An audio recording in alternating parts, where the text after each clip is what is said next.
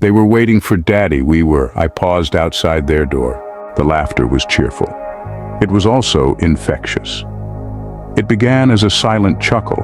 Then, slowly, it turned into a mirthful but stilted giggle. Now, it had finally transformed into a full-fledged chortle. I stopped a while to listen. My plan was not to eavesdrop. God forbid that I should be that kind of mother who surreptitiously listened on her children's private conversations. But there was something about the laughter that was compelling and arresting. Bint, my 5-year-old daughter, appeared to be the narrative voice. She was telling her 2 sisters the story of her classroom encounter with their meddlesome social studies teacher the previous week. The narration was so vivid you could actually visualize what transpired. The teacher believed he knew a little bit about every subject under the sun, especially French, which most of the students found strange. Bint herself was new in the school. French was an optional subject even at this level of primary school education. We, however, encouraged her to take the option since we believed that language acquisition at an early age came relatively easy and with minimal effort. And in any case, French was second to English in the ranking of international languages, we reckoned. So it was that the first question the teacher asked was, "Who can tell me how to say good morning in French?" Everybody was silent in the classroom. "You mean none of you knows how to say good morning?" Hesitatingly, not without trepidation, Bint raised her hand. "Yes?" He pointed at her. Slowly, she stood up. "What is your name?" the teacher asked. "My name is Bint." "So tell us, Bint, how do you say good morning in French?" "Bonjour," Bint said. "That's very good," the teacher said, speaking English. "And how do you say that's very good in French, teacher?" Bint asked innocently. "What?" The teacher jerked his head off as if stung by a bee. Then, within a flash, he bolted out of the classroom only to come back a few minutes later with the French mistress of the senior classes. "Ask her," he told Bint simply. "How do you say that's very good in French, Auntie?" Bint asked reverentially. "C'est très bien," the French mistress replied. "Qu'est-ce très bien," Bint repeated confidently. The class began clapping and laughing at the same time. The class teacher followed the French mistress out and didn't come back till after the break. Meanwhile, the whole class surrounded Bint and started clapping and singing, going around her in cheer and joy. They seemed to have known instinctively that Bint was destined for bigger things. Who else but a genius would ask a question the teacher could not answer? "I got them, I really got them," Bint was saying excitedly to her siblings. I found myself laughing silently. Before I got carried away, I let myself unobtrusively into the room. They were used to my impromptu barging. One reason I used to go in unannounced was to keep them on their toes where issues of personal hygiene were concerned. The second reason was that we were used to keeping each other company. These formed the rationale for my periodic checking of their room to ensure that they learned the basic norms of maintaining the cleanliness of their room at an early age and to get used to my presence. My own grandmother used to tell us when we were young that what you teach a child is like writing on a rock, and when dried, it would be difficult to erase. I seldom miss an opportunity to make them see the lesson in an experience. They learned to respect my opinion over most of their matters, and I tried not to be unnecessarily didactic when it came to correction or giving instructions. This cemented our mutual trust. "I'm so proud of you, Bint," I said as I wedged myself between Bint and Jamila, her immediate elder sister. They were all seated by the edge of the bed and looked up at me as if my intrusion had all along been anticipated. "Thank you, Mummy," Bint said as she nestled even closer to me. She was my last child and consequently the darling of the entire family. My first child was Omar. He was the first child and only male. Between Omar and Bint, there is such great affinity that no one dared frown at her intransigence, no matter how great if he was around, and all of them called me Mummy. They didn't call me Mama, a title every child in my community used for their mother. They couldn't call me Ummi, which was my name at home, which incidentally also meant Mummy. It actually translated to my mother in Arabic because I was named after my paternal grandmother. So I was Ummi to everybody else, and Mummy to my children and their friends. Except Omar, who insisted on calling me Mum. I was never particular about how I was addressed. What I always insisted was respect for each other, and for one another. Listen, young girls, all Mallam Salihu was trying to do was to practice his small French, thereby trying to perfect it. You should give him a break. Moreover, he is humble enough to accept that he does not know. Another teacher would frown his face and tell you au revoir means welcome whether you like it or not. Your knowledge to the contrary would mean nothing to him. But au revoir means goodbye until we meet again, Mummy. Bint was quick to point out. I know, my dear, but if the teacher is angry, he can tell you any word means whatever he wants it to mean. That would not be fair. It is also not fair to push your teachers beyond what they know. They are the ones who act as if they know everything, Mummy. When our conversation got that animated, my children seemed to forget that I was also a teacher. I never bothered to remind them. The spontaneity of the discussion was what made it interesting. And if you attempted to interrupt, you would destroy the flow of the discussion. Team Me, my second child, opened her mouth to say something and paused. Just then, there was this loud knock on the door. Before he was asked to come in, Omar pushed open the door and jumped on me. I made it, Mom, I made it. His sisters all stood up as one and began asking, what did you make? I made it to the university, dears. Bint, your big brother is a university student. They screamed and shouted and ululated. The news came as a pleasant surprise to them, and especially to me. Nobody knew where Omar was going when he left home earlier that morning. To say the truth, he was looking rather anxious when he came to greet me in the morning. He was dressed in blue jeans and white shirt. His skin-cut hairstyle contrasted beautifully with his sideburns, which he kept clean and trim. He had always been a precocious child. To look at him, you would think he was well into his 20s. But Omar was just 18. My singular thrill with Omar was that he was always decently dressed and clean. This pleased me beyond measure. Now I was even more pleased when he thrust the admission letter from Joint Admissions and Matriculation Board to me. The board was popularly known by its acronym JAMB. Indeed, even at my time, it was not inconceivable that there were some undergraduate students who never knew what the acronym stood for, let alone now. Anyhow, I took the letter and read it.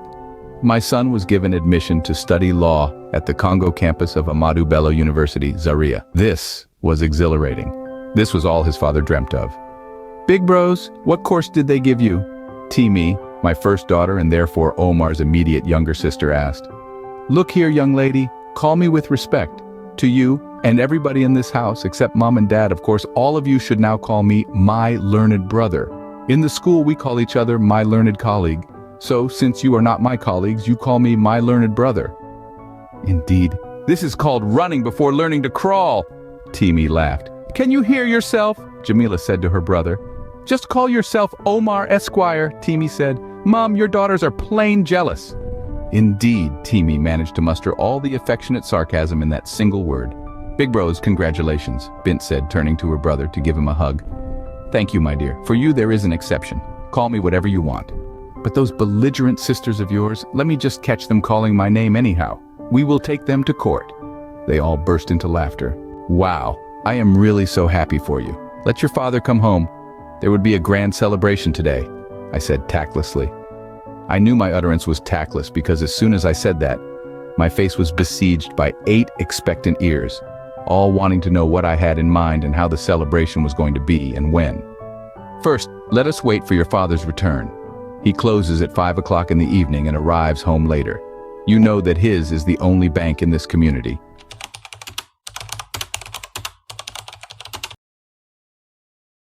It's okay, Mom.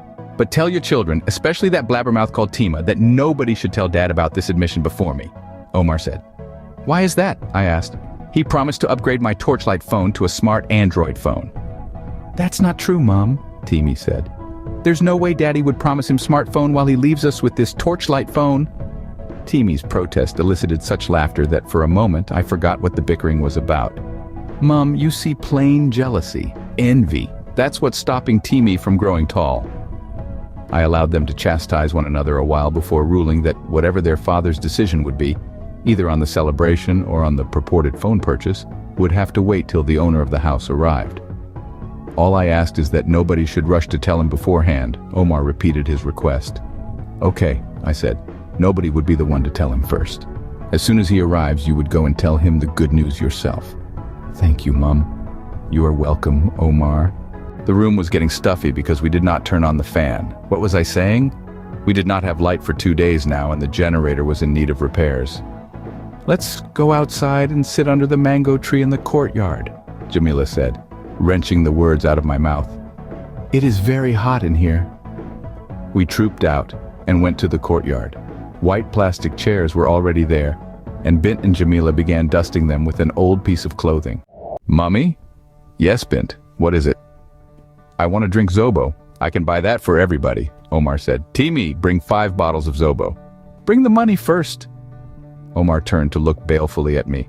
"You see, Mum, Timi does not even trust me." I just sat there smiling. "When it comes to money, Omar," Timi said, do you trust yourself?" "I sure do."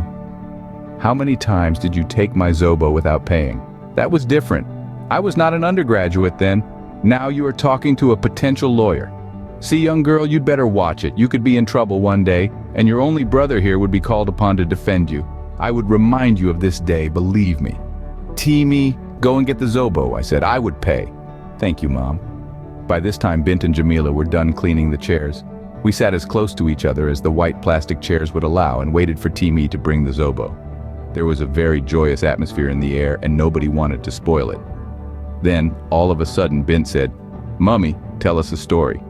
Before I could answer, Timi was back with 5 bottles of Zobo on a plastic tray and squatted to serve us. That got me thinking.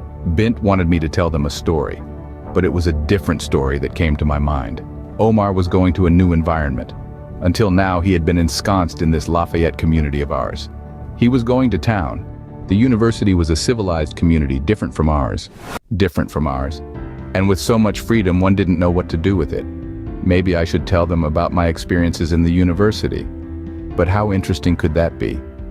My life before marriage had always been one dreary thing after another. That surely was not the kind of story someone like Bint, or the remaining children for that matter, would want to hear. It certainly was not the kind of story my exuberant son would like to hear. I decided not to bother about any story. Let the story, whatever its angle or angles, come naturally or not at all. I knew, though, that since my marriage coincided with my entry into the university, and so much drama was witnessed then, my children may have a peep into that life.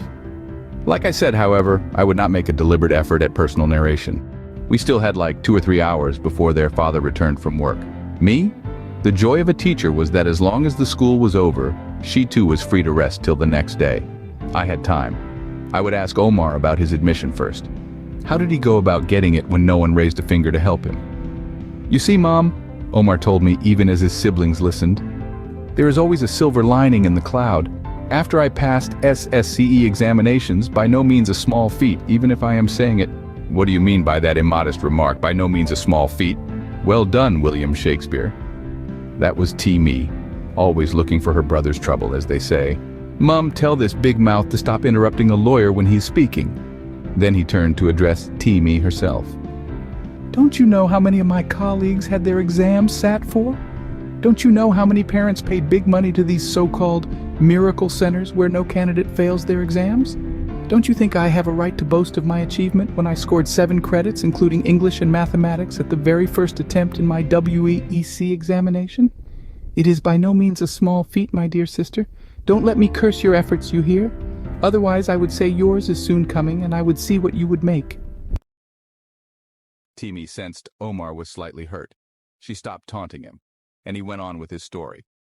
"After the WAEC results were out, we purchased the JAMB form, filled it online, and submitted. While people were running helter-skelter from one school to another looking for whom to assist them with their children's admission, I prayed that I should pass the matriculation exams well. I scored 230 out of 400. We know that too. And we never slept the day the result was announced." That was from Jamila. Omar ignored her. 2 days ago, my friends called and advised me to check the admission online." He paused to look empathically at me. I braced up, knowing what was coming. "Mom, you see why smartphones are important? Most of my friends knew of their admissions from the comfort of their bedrooms by simply browsing on their phones. Me? I had to wait 2 days, so let Daddy know that. Anyhow, it was worth the wait. I went to the internet cafe today to check on my admission status and found my name among the successful candidates. The experience was really thrilling, but it would have been better still if I just browsed and saw my name in the comfort of my room." "It is okay, my son," I said. "We would see about that phone when Daddy comes back. Meanwhile, do you know the implication of this admission in your life?" "Sure. It means I have arrived. It means I am at one with members of the intelligentsia." I smiled at my son's naivety. Just an admission letter, and he had already become a member of the intelligentsia. The young? Listen, my son, this admission is a life changer for you. Life changer? Yes. What does that mean, young? It means it changes your life, Timmy said. It means more than that, my dear. It means it also changes you. How can it change me? Well, I may not be able to categorically tell you how it can change you, but I know how my admission changed me. How, Mom?